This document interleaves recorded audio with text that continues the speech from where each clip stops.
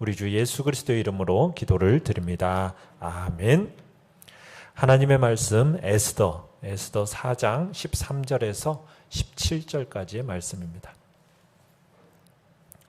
구약성경 에스더 4장 13절에서 17절의 말씀을 우리 한 목소리로 같이 읽도록 하겠습니다. 754페이지 에스더 4장 13절에서 17절입니다. 시작. 모르드게가 그를 시켜 에스더에게 회답하되 너는 왕궁에 있으니 모든 유다인 중에 홀로 목숨을 건지리라 생각하지 말라. 이때 내가 만일 잠잠하여 말이 없으면 유다인은 다른 데로 말미암아 노임과 구원을 얻으려니와 너와 내 아버지 집은 멸망하리라. 내가 왕후의 자리를 얻은 것이 이때를 위함이 아닌지 누가 알겠느냐 하니 에스더가 모르드게에게 대답하여 이르되 당신은 가서 수산에 있는 유다인을 다 모으고 나를 위하여 금식하되 밤낮 3일을 먹지도 말고 마시지도 마소서. 나도 나의 시녀와 더불어 이렇게 금식한 후에 규례를 어기고 왕에게 나아가리니 죽으면 죽으리이다 하니라. 모르드게가 가서 에스더가 명령한 대로 다 행하니라. 아멘. 오늘 말씀의 제목은 같이 한번 읽어보겠습니다. 시작. 대단한 사람이 된 보잘것없는 에스더. 대단한 사람이 된 보잘것없는 에스더라는 제목으로 말씀을 나눕니다. 하나님은 당신의 백성들을 늘 돌볼 수 있는 종들을 준비시켜 두십니다. 바벨론이 유다를 멸망시킨 후 하나님께서 에레미야 선지자를 통해서 유다에 남아있는 가난한 백성들을 돌보고 그들을 위해서 유대인들을 위해서 일하게 하셨죠. 또 하나님께서는 에스겔이라는 선지자를 또 바벨론에 유배된 유대인들을 위해서 일하게 하셨고요. 또 에스라와 느헤미야 그리고 학개와 스가랴 이들은 또 포로 생활을 마치고 귀환한 5만 명의 그 유대인들을 위해서 일하도록 하십니다. 그러니까 하나님께서는 당신의 백성들을 위해서 항상 돌볼 수 있는 종들을 미리 늘 준비시켜 두신다라는 것을 우리가 볼 수 있는 거죠. 자, 그런데 이스라엘 백성들이 이제 바벨론 포로로 끌려갔다가 이제 유다로 고국으로 이제 귀환해야 되는데 또 귀환하지 않는 수많은 유대인들이 있었어요. 바사왕 고레스는 분명히 얘기했거든요. 너희들에게 고향으로 돌아갈 자유를 주겠다. 그렇게 얘기했어요. 그러면 그 사람들이 바벨론에 있었던 모든 유대인들이 다 돌아왔느냐? 그건 아니에요. 그러면 왜 그들은 고국 땅으로 돌아가지 않고 그 유배된 땅에 머물러 있었던 것일까? 참 그게 대답한다는 것이 그렇게 쉬운 일은 아닙니다.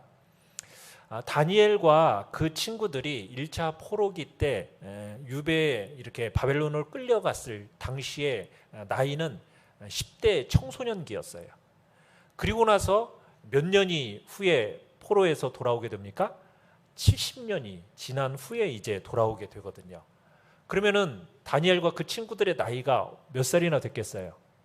이제 80이 넘은 그런 너무 많은 나이가 되어버린 거죠. 그러면서 이제 적어도 2세대, 3세대들이 이 70년이라는 유배 기간 동안에 태어나게 됩니다. 그러니까 이제 고국으로 돌아가 나라를 회복시키고 성전을 재건하는 일을 도울 수 있는 젊은 사람들은 많이 있었다는 얘기예요. 그런데 그들이 다 돌아온 게 아닙니다. 그들은 나름대로 아마 바벨론에 머물러 있어야 할 이유를 찾았던 것 같아요. 왜냐하면 조부모도 있고 부모도 있으니 그들을 섬기다가 그들이 죽을 때까지 그곳에 머물러 있지 않아야 할까? 아마 그런 마음을 품고 나중에 돌아가기로 결정했을 수도 있습니다. 그러나 그들 중에 얼마나 많은 사람들이 실제로 돌아갔는지 우리가 다 알 수는 없어요. 그리고 또 많은 사람들이 여러 가지 일에 연루가 되어져 있고 또 그런 일들을 떠날 수가 없었기 때문에 아마 떠나고 싶지 않았던 사람들도 있었던 것 같아요. 자, 그런 사람들 중에 바벨론에 남아 있었던 사람 중에 누가 있었느냐? 바로 모르드게와 또 그의 아름다운 사촌 동생인 하닷사가 남아 있었던 거죠.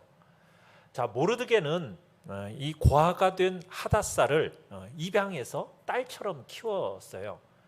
이 하닷사는 에스더라고 불리기도 하는데요. 그 에스더라는 의미는 뭐냐면 별이라는 뜻이에요. 별.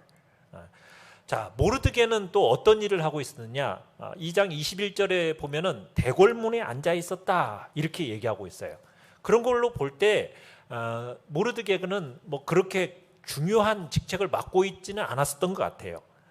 자, 고국으로 돌아가지 않은 유대인들, 뭐 그들을 판단할 일은 우리가 아닌데 이 에스더서를 통해서 볼 때 하나님은 이 모르드게와 에스더를 그들의 자리에 머물러 있게 하신 데는 어떤 특별한 이유가 있었던 게 분명하지요. 자, 우리는 이 에스더서를 보면서 사람들을 두 부류로 나눌 수가 있어요.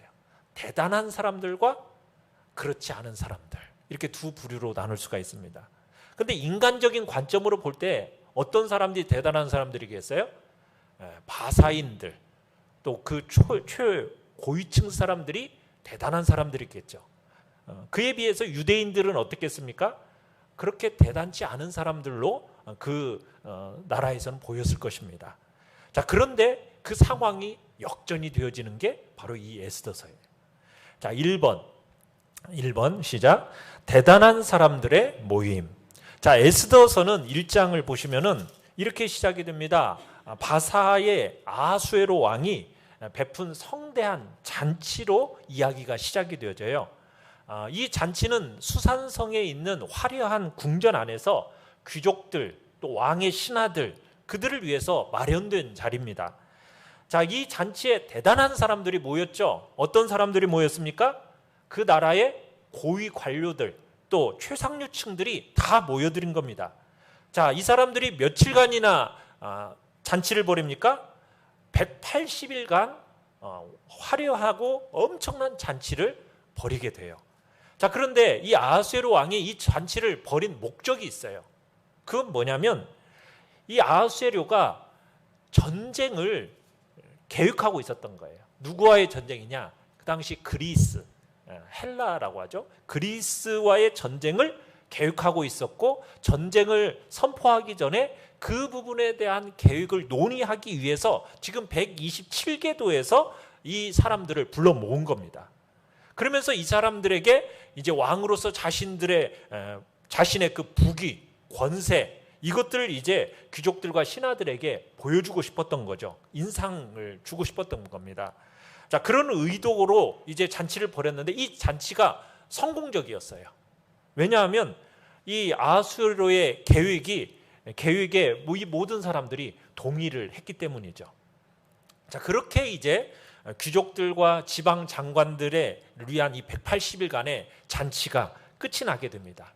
그러자 이제 5절에 보면은 1장 5절에 보면 이번에는 아하수에로가 이제는 신분에 상관없이 모든 수산 시민들을 위해서 잔치를 벌이는데 이때 7일 동안 잔치를 베풀게 돼요.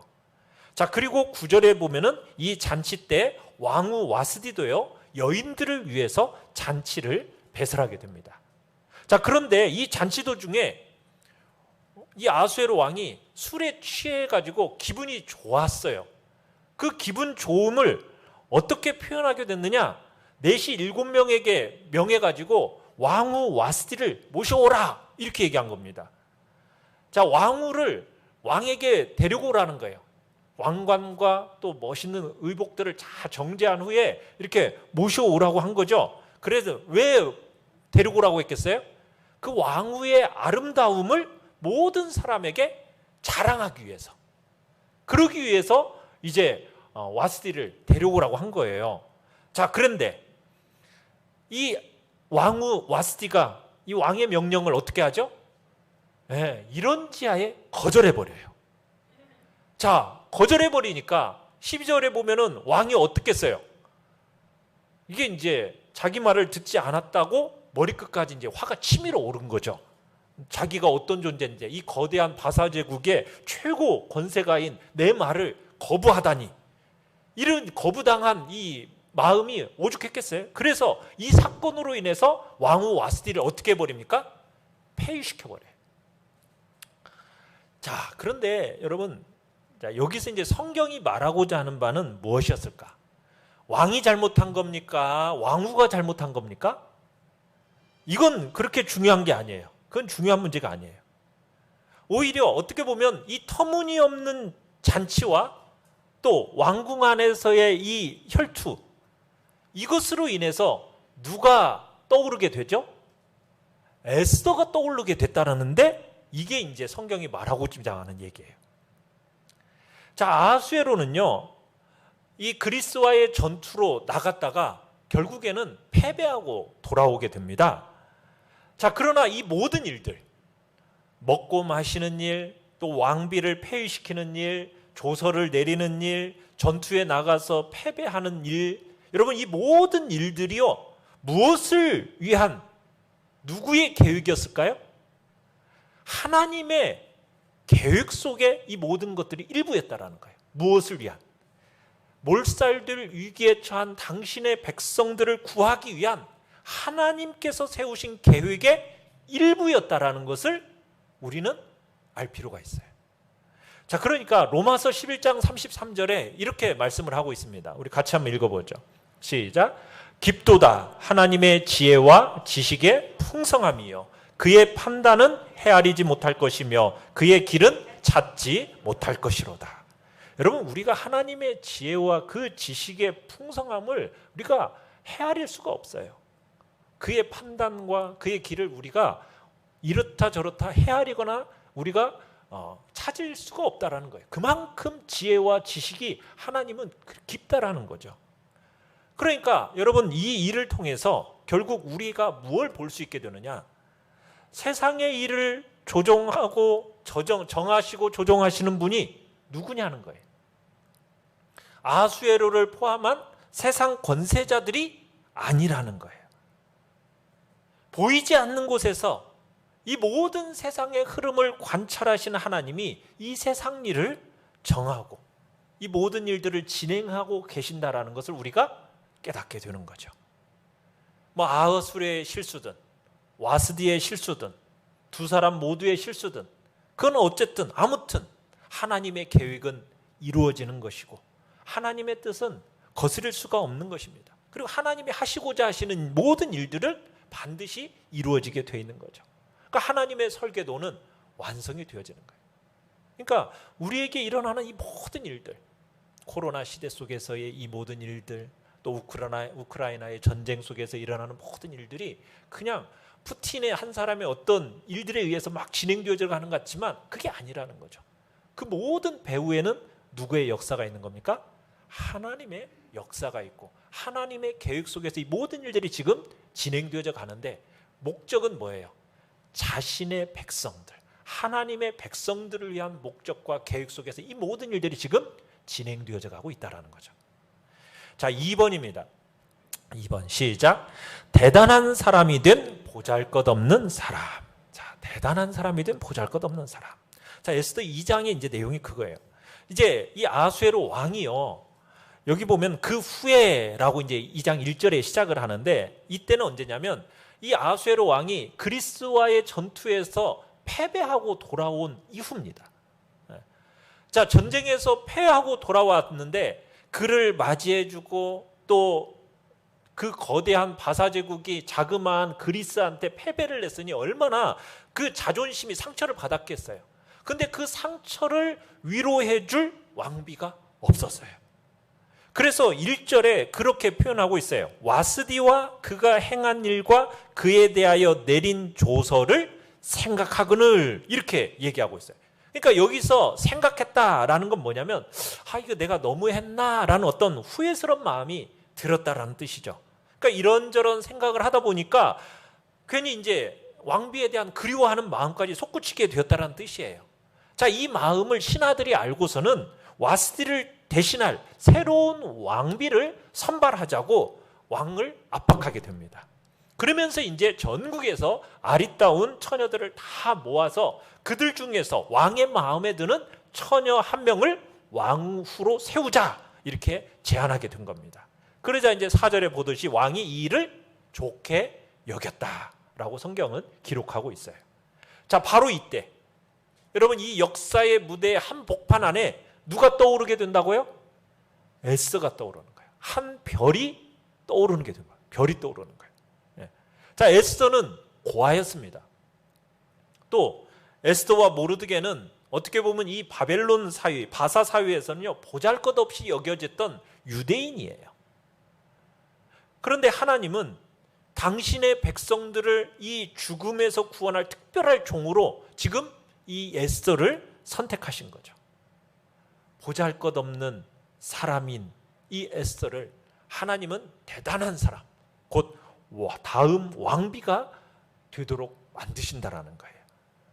여러분 이 당시에 바사 왕국에 여러분 펼쳐지던 이 왕비 간택 행사에 여러분 에스더가 선택된다라는 것은요 거의 불가능한 일입니다. 왜요?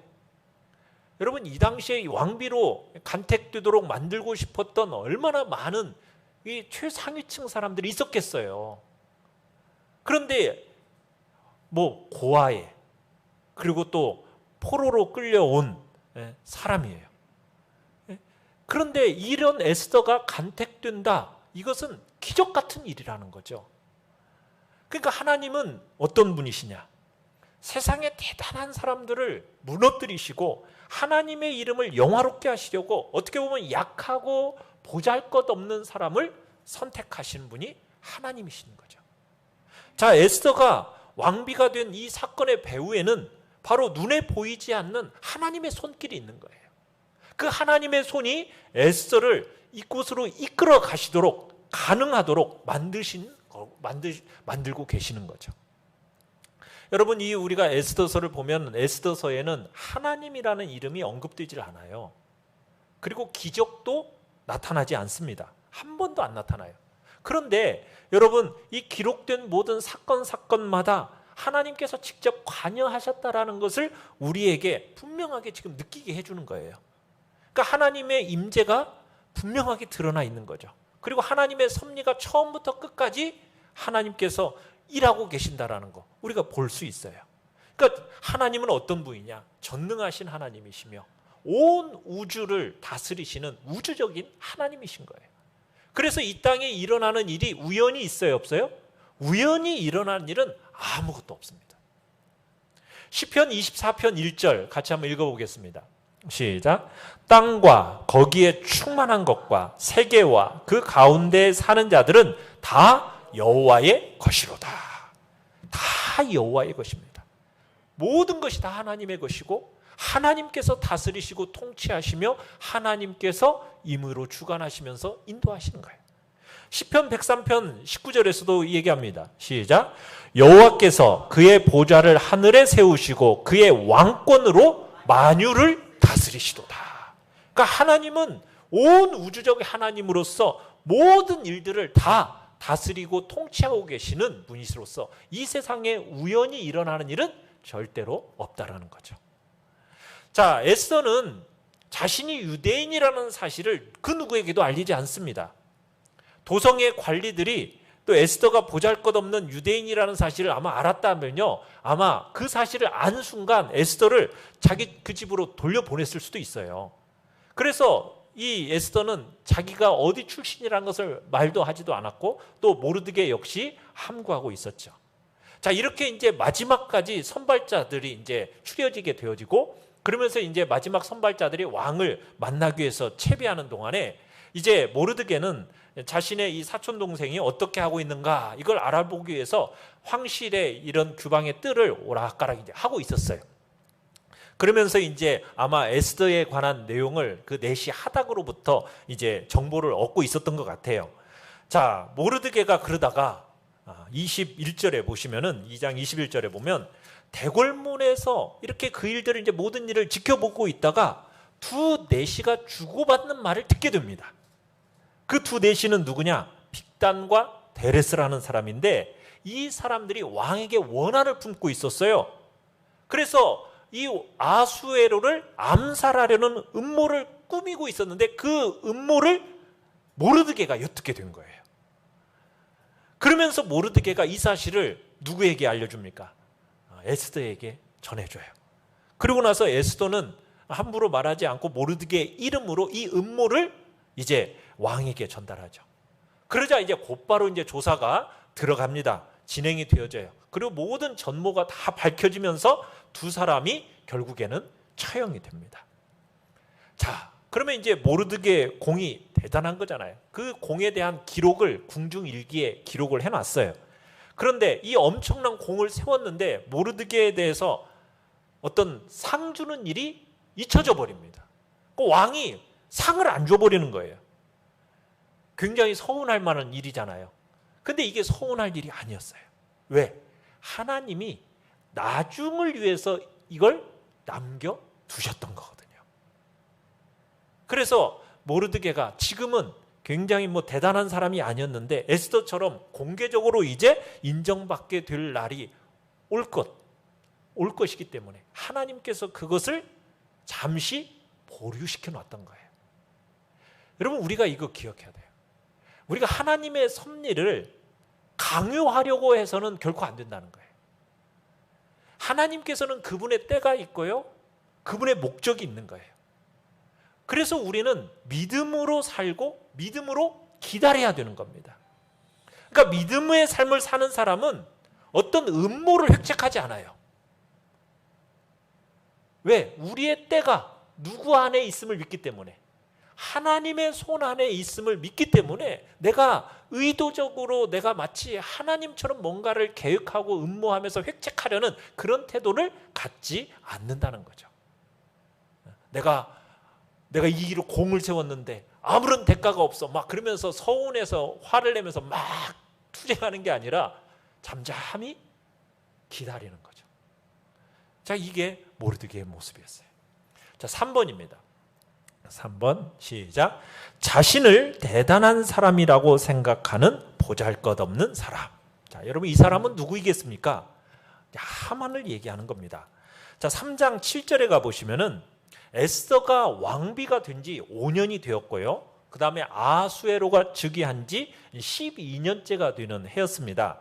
자, 그동안에 하만이라는 사람이 이 바사 정치 무대에서 매우 중요한 인물로 부상하게 됩니다. 어떤 이유로 인해서 이 하만이 왕의 총애를 받게 되었는지에 대해서는 정확하게 성경에 나와 있지 않아요. 말하고 있지 않습니다. 그럼 어쨌든 하만이라는 사람이 이 제국의 2인자의 자리에 오른 거예요. 그러니까 참 아이러니한 게 뭐예요? 왕의 생명을 보존한 공을 세운 모르드게는 어떤 상도 받지 못했는데 지금 어떤 공도 세운 적이 없는 것 같은 이 하만은 지금 제국의 제2인자라는 자리에 앉게 되었다라는 거죠. 자, 그러면서 아수에로 왕이 이 하만을 자기 다음으로 가장 존귀한 자로 세웁니다. 그러면서 2절에 보면 모든 사람들로 하여금 이 하만에게 어떻게 하도록 합니까? 절하도록 합니다. 자, 그런데 모르드게는 어떻게 해요? 이 하만에게 무릎을 꿇지도 않고 절하지도 않는 거예요.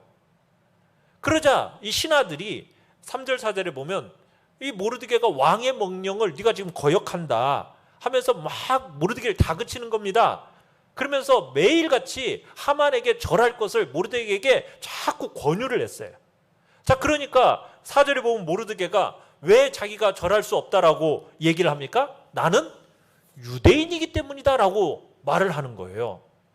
그러면 이 이유는 뭐냐? 모르드게가 왜 하만에게 절을 하지 않느냐면 이건 바로 무엇보다도 종교적인 이유 때문이었던 거죠. 하만에게 절하지 않은 것은 이 하만을 신적인 존재로 인정하는 행위가 되는 거예요. 절하는 것이. 그러니까 모르드게의 입장에서는 하나님만이 지금 존귀해져야 된다라는 신념을 가진 사람인데 이 하만을 우상화하는 일을 자기가 결코 용납할 수가 없었다라는 거죠. 그러면서 모르드게는 무릎을 꿇지 않고 절하지 않았던 거예요. 자, 이렇게 모르드게가 하만을 무시하면 무시할수록 하만은 어떻겠어요? 이 모르드게뿐만 아니라 그 나라에 있는 모든 유대인들을 향해서 점점 더 분노하게 됩니다. 그러면서 하만이 이것을 기회로 해서 삼아서 모르드게를 처형하려고 해요. 거기다가 모르드게를 죽이는 것만으로 만족할 수 없으니까 이 기회에 자신의 원수의 나라라고 생각되어지는 이 유대, 이 속한 민족 전체를 어떻게 하깁니까? 죽이기로 결정을 내립니다. 자, 그러면서 어떤 계획을 세우느냐? 하만이 왕의 환심을 사서 유대인들을 몰살시켜 가지고 큰 재산을 자기가 챙기려는 그런 계획을 세워요. 그래서 왕이 그에게 모든 유대인들을 죽이도록 허락해 준다면, 이제 그렇게 해준다면서 은 1만 달란트를 왕 국고에다가 집어넣겠다라고 얘기를 합니다. 9절에 보면은 3장 9절에 그 얘기를 해요. 은 1만 달란트를. 자, 그런데 이제 하만의 계획은 뭐예요? 이 유대인 족속들을, 유대인들을 다 죽이고 그 재산들을 몰수하면 내가 왕에게 바친 돈보다도 훨씬 더 많이 가질 수 있게 될 거라는 그런 계획 가운데 이 일들을 추진하는 거죠. 그러면 이제 모르드게와 그 백성들은 다 사라지게 될 거고, 또 왕은 지금 어떤 상태였냐면 그리스와의 전투에서 어땠어요? 지금 패배해가지고 많은 지금 돈을, 손해를 받고 돈이 절실하게 필요했던 거거든요. 그런데 하만이 지금 아낌없이 지금 선물까지 준다고 하니 그걸 기꺼이 받아들일 준비가 되어 있었고, 그러면서 이제 하만의 그 계획을 수행할 수 있는 재량권을 이 아하수에로가 주게 되는 겁니다. 자, 그러나 잠언 19장 21절 같이 한번 읽어볼까요? 시작. 사람의 마음에는 많은 계획이 있어도 오직 여호와의 뜻만이 완전히 서리라. 사람이 막 이런저런 계획들을 많이 세우지만 결국에는 누구의 뜻이 온전히 선다고요? 하나님의 뜻만 서게 되는 거죠. 자, 하만의 이 계획. 자, 계획에 따라서 이제 바사 제국에서 이제 유대인들을 색출해서 죽이라는 조서가 이제 각 지방에 전달되게 됩니다. 자, 그러자 이제 4장 1절로 가보시면은 모르드게가 이 조서를 읽고서는 대성통곡을 하죠. 옷을 찢고 베옷을 입고 죄를 뒤집었습니다. 그리고는 모르드게가 에스더에게 이야기를 해요. 너 빨리 속히 가서 아하수에로 왕에게 나아가서 이 위기에 처한 우리 백성, 이 민족을 너 위해서 간절히 구해라, 이렇게 부탁을 합니다. 자, 그런데 에스더가 뭐라고 답변을 하느냐면, 내가 함부로, 왕이 부르지도 않았는데 내가 함부로 나갔다가 왕이 만약 귀를 내밀지 않으면은 나는 그 자리에서 죽는 목숨이에요. 왕에게 함부로 다가갈 수가 없다라는 식으로 얘기를 하는 거예요. 그래서 오늘 우리가 아까 읽었던 본문의 이야기가 모르드게를 통해서 나오는 겁니다. 자, 그런데 그 다가갈 수 없었던 그 일이 놀라운 하나님의 섭리 가운데 진행이 되어지죠. 어떻게 해요? 왕이 에스더를 어떻게 해요? 기꺼이 기쁜 마음으로 맞이해 주게 되고요. 그리고 하만과 함께 그녀가 베푼 잔치 자리에 나갈 것에 대해서 동의까지 하게 되죠. 자, 그런데 왜 이 사악한 하만을 잔치 자리에 같이 포함시켰을까요?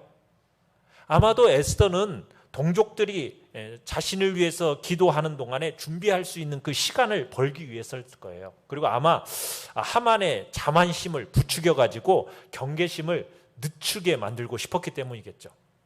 하만은 유대인들을 공격하기에 가장 좋은 날을, 적당한 날을 정하기 위해서 제비도 뽑았죠. 3장 7절에 가보면은 그 이제 제비를 뽑았는데, 여러분, 제비라는 것이 어떤 건가? 잠언 16장 33절 한번 읽어볼까요? 시작. 제비는 사람이 뽑으나 모든 일을 작정하기는 여호와께 있느니라. 그러니까 제비는 그렇게 뽑았는데 그 일을 작정은 누가 하시는 거예요? 하나님이 하시는 거죠. 하나님이 하시는 거예요.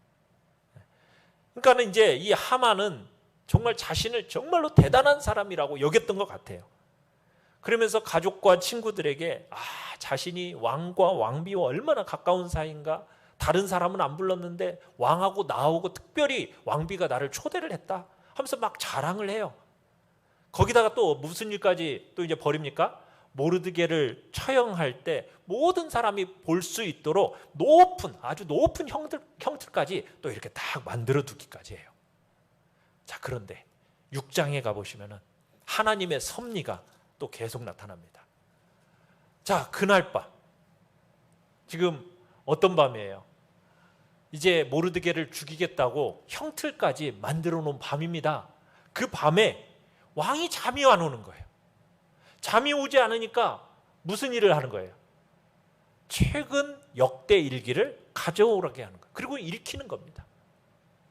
여러분, 책 중에서도 제일 재미없는 책이 무슨 책이에요? 회의록이에요. 회의록. 그죠? 여러분, 그런데 그 따분한 회의록을 읽혀주는 겁니다. 자, 그 궁중 일기를 통해서 무엇을 보게 된 거예요? 자기 목숨을 구해줬던 모르드게가 있었는데 이 모르드게에게 아무런 상급도 내리지 않았다라는 사실을 알게 된 거죠. 그리고 그 순간 또 하만은 왕을 만나러 왔어요. 뭐 하러요? 모르드게를 잡아 죽이고자 또 이렇게 찾아온 거예요. 자, 그런데 그 순간 어떤 일이 벌어진 겁니까? 하나님께서 어떻게 버리신 거예요? 하만은 모르드게를 죽이고 자신이 존귀하게 될 것을 기대했어요. 그런데 결국은 어떻게 되어집니까? 자신이 모르드게를 죽이기는커녕 오히려 모르드게가 왕의 존귀함을 받게 되고 정작 자신은 그의 말꼬비를 잡고 온 성을 돌아다니면서 모르드게의 존귀함을 알리는 자가 되어버리죠. 참 하만은 명예를 탐하다가 온갖 수모를 다 당하게 되는 겁니다. 자, 하만이 집에 돌아와서 그날 있었던 일을 이제 또 말해요. 그랬더니 이 아내와 친구들이 뭐라고 말하는지 아십니까? 사형 선고를 하만에게 내려주는 거예요. 자, 그러더니 곧바로 이제 궁궐 내시가 하만을 찾으러 오죠. 왜? 두 잔치가 벌어졌다고 하면서 이제 왕의 신하들이 급히 또 하만을 대궐로 불러들입니다. 자, 이게 이제 하만의 마지막 식탁이 되죠.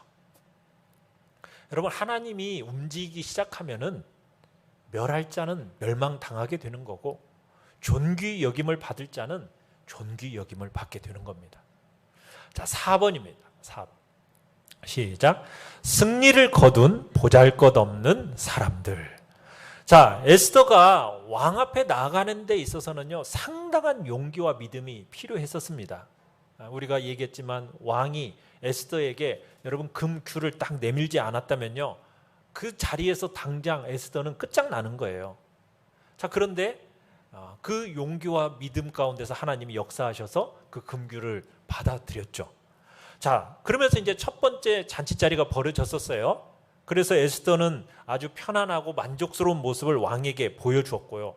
그리고 이제 두 번째 잔치에서는 왕에게 그 진실을 밝혀야만 했던 거예요. 지금 에스더는 왕이 가장 좋아하는 왕의 신하입니다.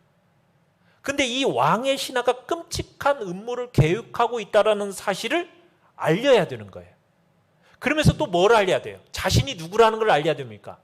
유대인이라는 사실을 알려야 돼요. 그리고 목숨을 잃게 될 위험에 지금 자신이 처해 있다는 사실을 알려야 해야 되는 겁니다. 그러니까 에스더는 자신과 그 위기 상황을 지금 하나님의 손에 맡기면서 지금 어떤 마음으로 이 일을 진행하고 있는 거예요? 에스더 4장 16절에서 우리가 읽었던 것처럼 죽으면 죽으리다 라는 그런 각오로 지금 이 일을 하는 겁니다. 여러분, 죽으면 죽으리다라는 말은 어떤 체념이 아닙니다. 헌신이에요. 헌신. 예수님이 마태복음 16장 25절에서 이런 말씀을 하셨어요. 누구든지 제 목숨을 구원하고자 하면 잃을 것이요, 누구든지 나를 위하여 제 목숨을 잃으면 찾으리라. 우리 주님이 그렇게 말씀하셨던 것 같은 똑같은 헌신의 마음으로 에스더가 임했던 거예요. 죽으면 죽으리이다. 자, 이런 마음으로 갈 수밖에 없었던 건 왜 그러냐면 아수에로라는 사람이 굉장히 변덕이 심한 사람이었기 때문입니다. 도대체 종잡을 수 없는 사람이었기 때문이에요. 여러분, 자신의 말 한마디 안 듣는다고 그냥 곧바로 그 자리에서 왕후를 폐위하지 않습니까? 자, 그런데 지금 나라의 최고의 신하예요. 왕 다음에 2인자란 말이에요. 그 2인자를 살인자로 고발한다. 여러분, 이건 에스더에게 어떻게 행하게 될지 이거 아무도 알 수 없는 일이에요. 지금 그런 일을 지금 에스더가 하고 있는 겁니다. 자, 이 에스더의 말을 왕이 들었어요. 듣고 난 이후에 마음이 크게 동요를 합니다. 그래서 그 잔치 자리를 잠시 떠나가서 이제 세상 생각을 가다듬기 위해서 정원으로 나갔어요. 아마 이 아하수에로 왕의 이 생각 속에는 여러 생각들이 아마 머릿속에서 맴돌았을 거예요. 자신의 왕비가 유대인이었어? 내가 이 유대인이었다는 사실도 모른 채 지금 충동적으로 하만에게 모든 유대인들을 몰살시킬 권리를 내가 주었네? 아, 내가 내 생명을 구해줬던 이 모르드게? 이 사람도 유대인이야? 근데 이 모르드게도 왕비와 함께 죽임을 당해야 된단 말인가? 막 이런 생각을 하니까 이게 이제 아하수에로 입장에서는 어쩔 줄 모르고 화가 나기도 하고 막 또 당황스러운 겁니다. 자, 그런 가운데서 하나님께서는 이 아하수에로에게 올바른 일을 행하도록 하게 하시는 거예요. 그러면서 이제 하만이 모르드게를 위해서 만든 그 형틀에 하만을 매달게 하는 거죠. 그리고는 모르드게를 승진시키고요. 또 유대인들에게 자신을 보호할 수 있는 권리를 주는 조서를 작성하게 되죠. 잠언 11장 8절에 이런 말씀이 있습니다. 같이 한번 읽어봅니다. 시작.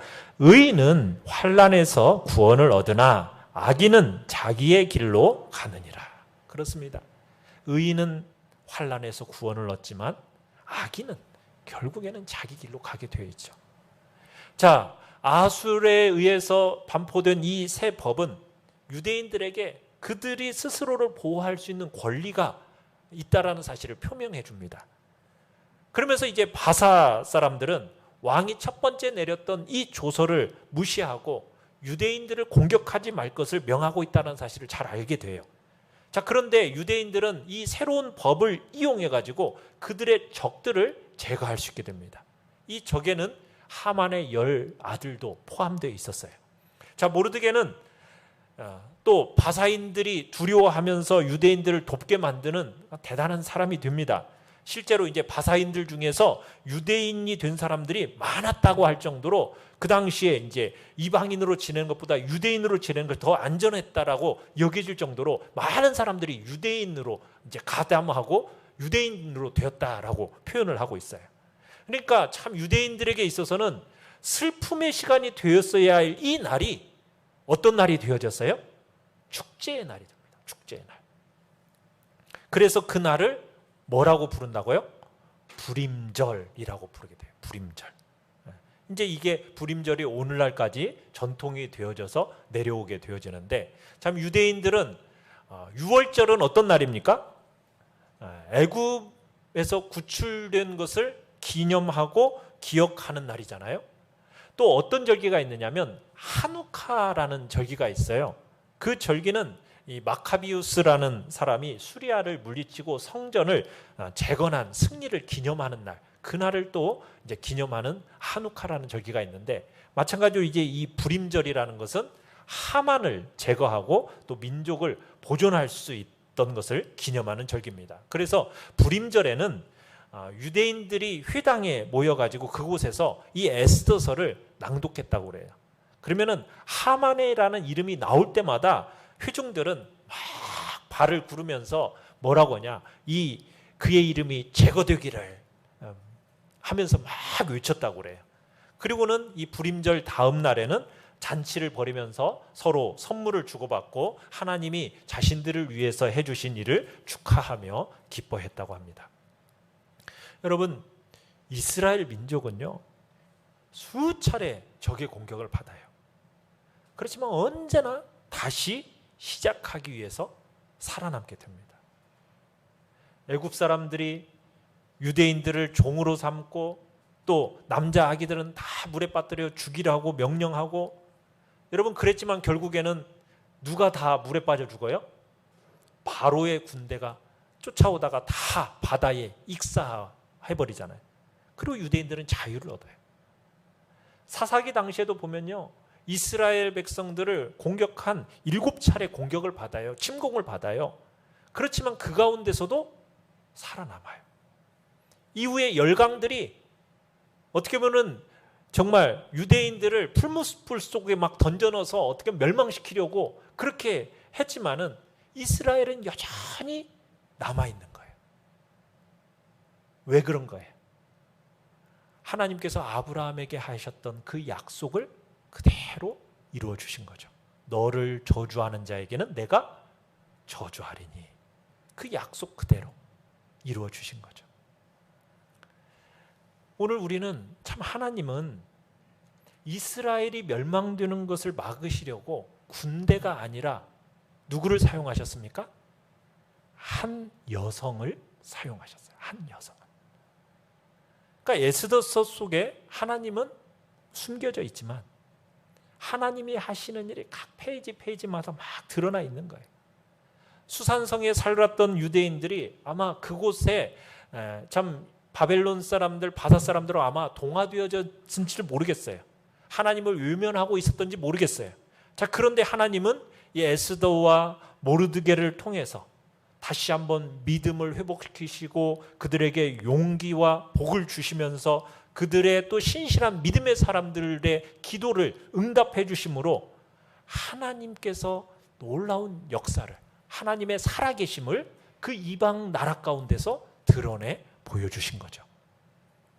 하나님은 지금도 우리가 하나님을 따르면서 그 일하시는 하나님을 신뢰하기만 한다면 여러분, 세상에서 약한 자들을 사용하셔서 강한 자들을 부끄럽게 하시는 분입니다.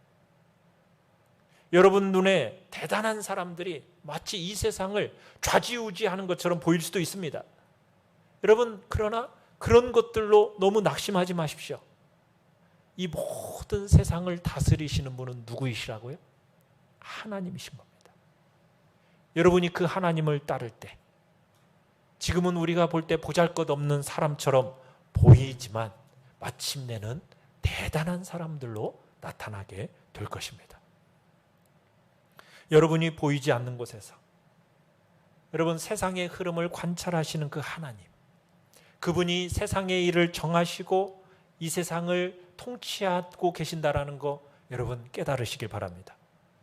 눈에 보이지 않는 그 하나님의 손길이 여러분 우리를 이끌어가고 계심을 믿으시길 바랍니다. 우리에게 일어나는 모든 일들은 우연히 일어나는 것이 아무것도 없습니다. 처음부터 끝까지 다 하나님의 섭리가 일하고 계심을 믿으시길 바랍니다. 하나님의 손 안에서 우리의 때, 우리의 목적이 있음을 알고 여러분 하나님의 섭리를 너무 강요하지 마시고요. 믿음으로 사시고 믿음으로 기다리면서 나아가시길 바라요. 여러분의 눈에 뭐 대단하게 보이는 사람들이 마치 이 세상을 좌지우는 것처럼 보이지만은 결국 이 세상은 하나님께서 다스리시면서 대단하다고 여겨지는 모든 세상 사람들은 다 무너뜨리시고 하나님의 이름을 영화롭게 하시려고 오히려 약하고 보잘것없는 사람들을 선택하셔서 그들을 통해서 하나님은 강한 자를 부끄럽게 하시는 하나님이시다. 이 사실을 믿고 그런 하나님을 신뢰함으로 그 하나님을 따르는 복된 자리에 우리 모두가 있기를 간절히 축원합니다. 우리 시간 합심해서 같이 기도합시다. 우리의 마음속에 이 세상에 흘러가는 것을 보고 때로는 원망과 답답함과 때로는 낙심 가운데 우리가 처할 게 아니라 이 모든 것들을 다스리시고 통치하시는 분이 계시다라는 사실을 우리가 다시 한번 믿음으로 고백하면서 그 하나님의 섭리의 손길 아래 나 자신을 온전히 맡기고 주님이 주시는 그 계획 속에 내가 들어있음을 알고 하나님의 때와 목적을 믿고 믿음으로 살아가겠다고, 주님만을 신실하게 믿고 순종의 길을 걸어가겠다고 이 시간 주님 앞에 결단하면서 우리 합심해서 같이 기도하겠습니다.